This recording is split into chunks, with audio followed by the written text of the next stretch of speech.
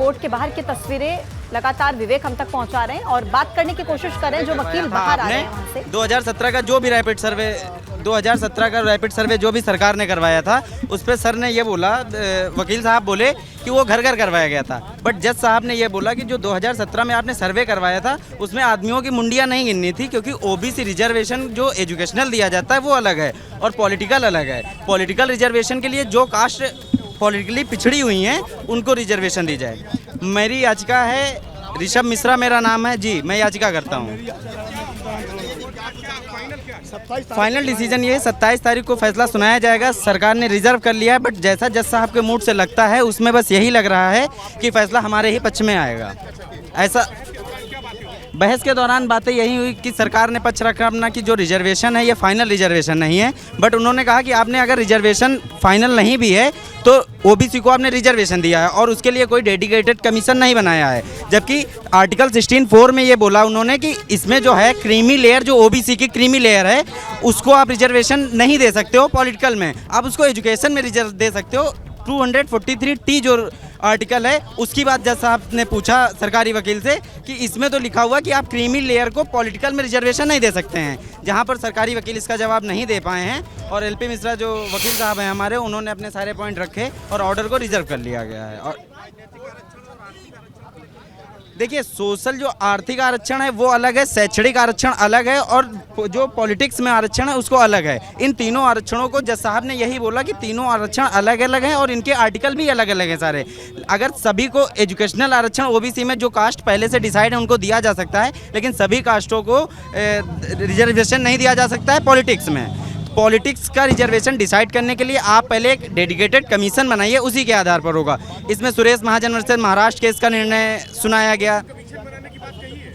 Court ने सरकारी वकील से कहा कि आपने कमीशन क्यों नहीं बनाया, जिसका वो उत्तर नहीं दे पाए। अब कोर्ट अपना फैसला जो है वो मंगलवार को सुनाएगी, उसमें जो भी बातें होंगी वो सामने निकल करके आएंगी।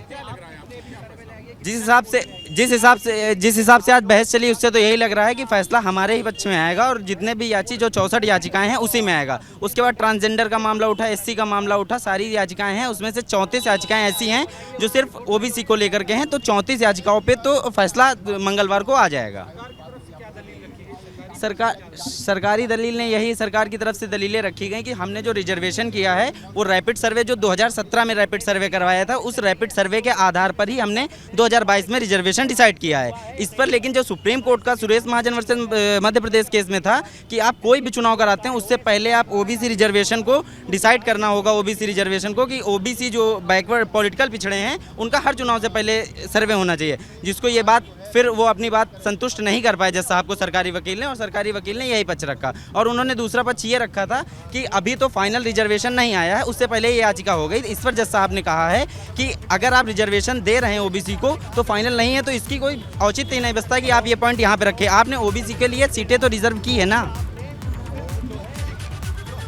तो ये याचिकाकर्ता यहाँ पर निकले हैं और उन्होंने साफ कर दिया है, चूंकि सुनवाई के दौरान वो भी कोर्ट में मौजूद रहे थे, उन्होंने साफ कर दिया है कि अब 27 को फैसला आएगा, ऑर्डर रिजर्व हो गया है। यानी सारी तस्वीर साफ हो गई है। जो असमंजस की स्थिति चल रही थी कि आज क्या होगा, क्या आज निर्णय लिया जा सकता है या ऑर्डर रिजर्व रखा जा सकता है, अगर आयोग के गठन की बात होगी, ये सारी असमंजस की स्थिति साफ हो गई है। और 27 तारीख आखिरी दिन होगा इस पूरे निकाय चुनाव के मामले को लेकर, जब सारी तस्वीर एकदम साफ हो जाएगी, ऑर्डर लिखा पढ़ी में आ जाएगा, जज का जो डबल बेंच है उनका ऑर्डर आ जाएगा कि अब चुनाव होगा या नहीं होगा। बहस हो चुकी है, दोनों पक्षों के तर्क वितर्क सामने आ चुके हैं। आपस में जो बातचीत होती है कोर्ट में रूम के अंदर, जो जज और दोनों पक्षों यानी याचिकाकर्ता और राज्य सरकार के बीच, तीनों के बीच में गर्मा गर्म बहस हुई। आज 5 घंटे से ज्यादा समय तक चली चुकी है। इसमें एक और याचिका दाखिल की गई थी ट्रांसजेंडर को आरक्षण देने की, उस याचिका पर अभी सुनवाई चल रही है। यानी निकाय चुनाव का जो मामला था उसका एपिसोड आज खत्म हो गया है और अब इस पर निर्णय होना है, फैसला आना है। ट्रांसजेंडर को लेकर जो एपिसोड शुरू हुआ था वो भी इसी याचिकाओं के साथ, तमाम पीआईएल के साथ दाखिल की गई थी, ये भी याचिका, उसको लेकर अभी सुनवाई चल रही है। इसीलिए जो मुख्य याचिकाकर्ता हैं शरद पाठक और उनकी पूरी टीम अंदर मौजूद है। जो याचिका अन्य याचिका यानी 27 जो पीआईएल दाखिल हुई थी उसमें से कुछ लोग बाहर निकले हैं और वो बात कर रहे हैं हमारे साथ। अभी कुछ देर में जो वकील हैं, अधिवक्ता हैं, वो सब भी बाहर आएंगे और अपना पक्ष रखेंगे, अपनी बात रखेंगे कि कोर्ट रूम में क्या क्या चीज़ें मुख्य रूप से रखी गई और क्या सामने आई।